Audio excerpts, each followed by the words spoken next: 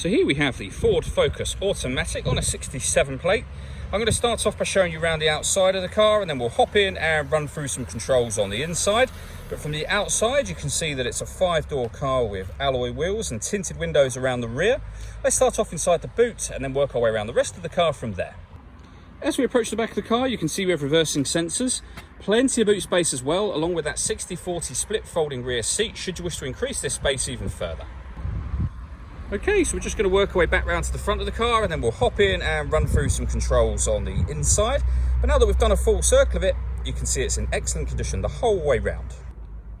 Just briefly before we climb in, I think it's well worth seeing the interior from this exterior point of view. There's plenty to run through on the dashboard, so let's hop in and we'll do that right now.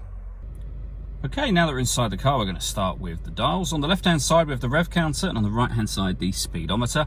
In the middle at the bottom, we have the fuel gauge and coolant temperature gauges, and above that, we have the trip computer, which includes the total miles for the car. They are 1,809, so very low mileage. To the right-hand side of that, you'll see what gear the car is currently in, and above that, we currently have a digital readout for the speedometer being displayed.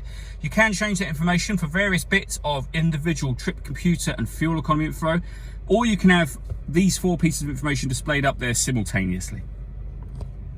The buttons I was using to do that are just here. We have cruise control and speed limiter beneath that. And on the right hand side, we have stereo and phone controls, including voice activation in the middle there. You can't use the phone controls until such time as you paired the phone up, of course. And that is done over on the central screen just here. Hit this box and then pair phone. Search for your vehicle on your device and select it once it is found. And then just follow the instructions from there.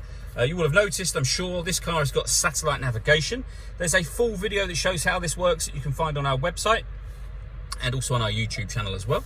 And when it comes to music in this car, we have AM, FM and DAB radio, a CD player, Bluetooth audio so you can stream your music wirelessly, and we have 2 separate USB inputs as well. So if you plug devices into those, you'll have extra options appearing up on this screen for them as well. Working our way down, we have the CD player and the main volume for the stereo.